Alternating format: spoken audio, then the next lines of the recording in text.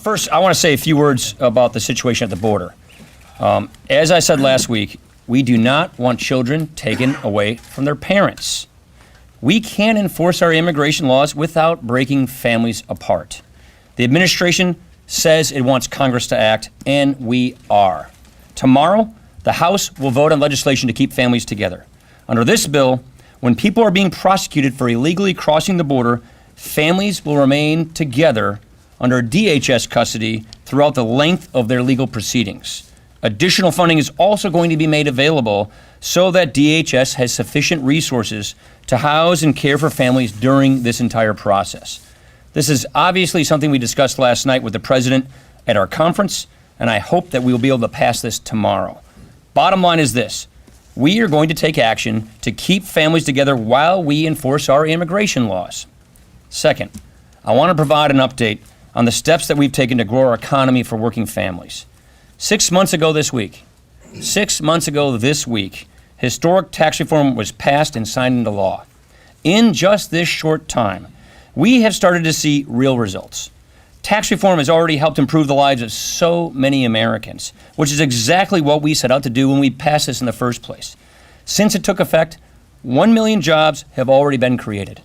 Unemployment is at its lowest level in a half century. Wages are rising. Utility bills are going down. Tax reform has been every bit the game changer that we were hoping that we envisioned it would be. It has helped replace uncertainty with growing optimism. People are feeling more confident and in more control of their futures. And that is what this is all about. Not just these 6 months, but 6 months after that and 6 years after that. It is about creating an economy where it is possible for families living paycheck to finally get ahead. It is about getting people on the ladder of opportunity and truly maximizing their potential. Tax reform was a big start. It certainly was one of the biggest starts we could have had, but it doesn't mean we are done. We are going to continue working to strengthen this economy even more so that working families can prosper. Good morning. In addition, the People's House is continuing our work to combat the opioid epidemic, prevent addiction, and stop the flow of fentanyl that is coming from China and Mexico. These drugs are extremely dangerous and potent, and it underscores why it is so important that we stop these drugs at their source before they cross the border. That's another reason why border security and national security is a priority as we fix our broken immigration system. And let me also be very clear.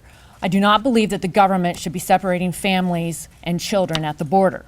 As you all know, the president was here yesterday, and I'm encouraged by what our members put forward to ensure that we stop the practice of separating families, we keep our border secure, keep America safe, and find a DACA solution.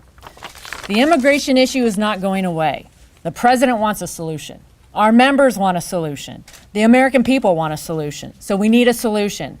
And my priority right now is to be continuing to work with our members to find that solution. I want to switch gears a little also and remind everyone, as the speaker did, that Friday is the 6-month anniversary of the Tax Cuts and Jobs Act. And in just 6 months, we've had over 1 million jobs created. Wages are growing at the fastest rate since 2008. Consumer confidence is up. Small business owners are optimistic. And we have record low unemployment, 3.8%. It's the lowest that we have seen for a long time. I'm so glad that the chairman of the Ways and Means Committee, Kevin Brady, as well as Mike Johnson from Louisiana, could join us this morning to further highlight the impact in America as well as in their districts. Thank you, Kathy.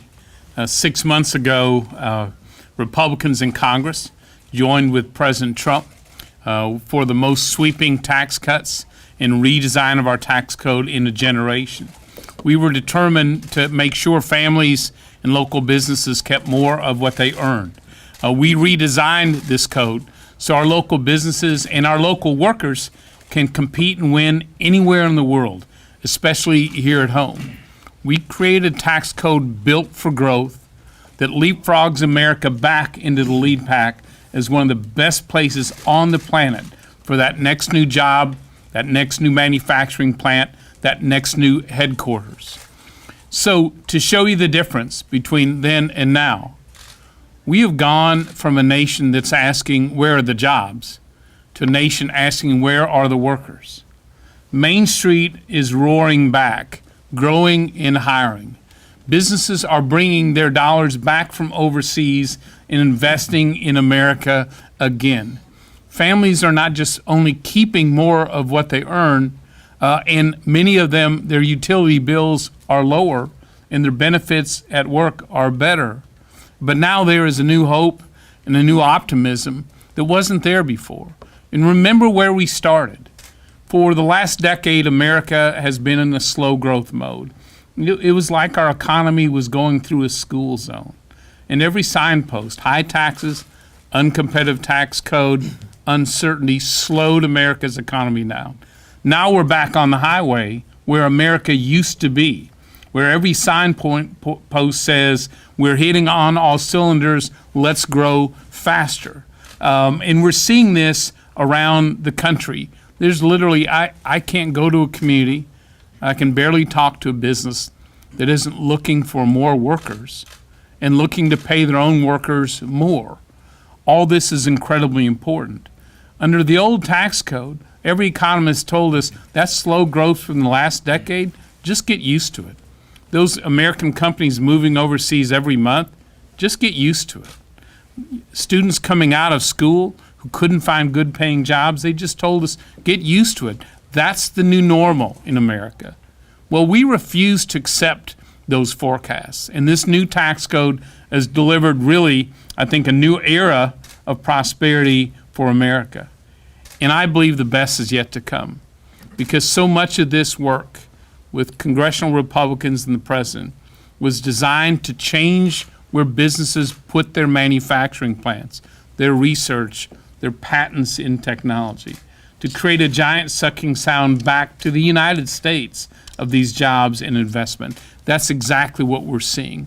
I was in New England the other day, visiting with a medical company that has had 3 breakthrough medicines and working on its 4th. And their CEO said, look, this new tax code has changed everything. Our research won't be done in London, it'll be done in the United States. Our patents won't be located in Ireland, they'll be here in America. And if we can find the workers, the advanced manufacturing of our products will be done here in New England. We're seeing this all throughout the country. So there's new hope and there's new opportunity. And we're going to continue, as the speaker said, to get better every year. You know, we are changing the culture in Washington, where Congress waits 30 years in between improving the tax code while our global competitors continue to distance themselves. Those days are over. America is going to stay in the lead pack. Every year we will work to make America more competitive, more innovative, and make sure our tax code is more family friendly every year. So there's only one party looking out for the pocketbooks and the hopes and the paychecks of middle class America, and that's the Republican Party, period. Thank you.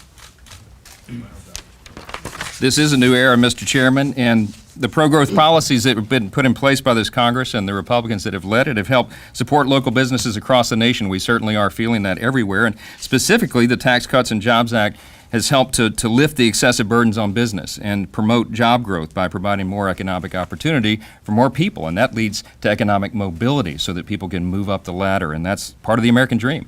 I've got a prime example for you, just one this morning, of the bill's success in my district. I want to tell you about the Canal Coffee Shops. It's owned and operated by Bossier City, Louisiana native Roderick James. Starting in 2016, Mr. James and his partner Priscilla Mayfield opened their anchor store in downtown Kinder, Louisiana, small town Louisiana. Remarkably, he built his business from the ground up. They never took a loan. He went out and was a risk taker, an entrepreneur, and it worked. And he expanded his business to include shops in Oberlin, Louisiana, and Shreveport, which is our largest metro area in the district. And now with the implementation of our tax reform and our pro-growth, pro-business policies, Mr. James tells me he plans to open a 4th and now a 5th location in the very near future. This is a great success story, and this is the kind of thing we're seeing all around the country. Our nation is full of small business owners like Roderick that work long hours, they put in the hard work, they give their all to achieve their own version of the American dream, and it's working again. This Congress has delivered a fairer, simpler tax code, and that has allowed small business owners just like Roderick to keep more of their hard-earned dollars and reinvest those in their employees and their business and their community. I completed my 28th town hall just last week when we were home for a day. And I can tell you that everyone from all walks of life and all across this country are feeling the effect of this. They're feeling and tasting the success, and they want us to do more of it. So we're proud and honored to be a part of that. Thank you. Well, this is another exciting and busy week here in Congress as we continue to address the various problems that we're facing throughout our country. And we started where we left off last week, and that is addressing this opioid crisis that's plaguing our nation. There are a number of bills that we're going to be packaging together this week that confront this problem in many different ways. It allows the federal government to be more effective and efficient at addressing this crisis, as well as helping local communities where this problem really has hit every single part of our nation. Then we move on to looking at this great success we've had, the great work that Chairman Brady and his committee did at putting together a Tax Cuts and Jobs Act that is working for this American economy. Rebuilding the middle class, that's something President Trump set out to do from the very beginning. He said not only do we want to cut taxes to make our country competitive again, which we had lost our competitive edge as Americans, but he also wanted to make sure that people that wanted to get a chance to have the American dream, to be able to get real opportunity, would be able to succeed as well. And all of that is working better than expected, and I do agree that more is going to come from this. And the good news is, as we just saw 2 weeks ago, today there are more companies looking for workers, more job openings than there are people looking for jobs. That's a real important sign, but it also shows us why it's important that we get this Farm Bill passed this week.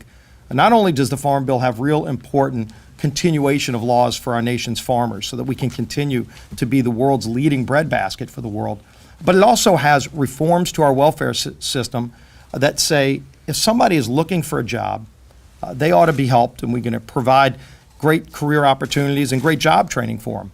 But if there's a job opening right now and somebody is able to work, they shouldn't be able to sit on a broken welfare system. It's time for them to help be a part of this growing economy and get back in the workforce. So these work requirements that we have in the Farm Bill are as equally as important to getting this economy growing as the important farm policy.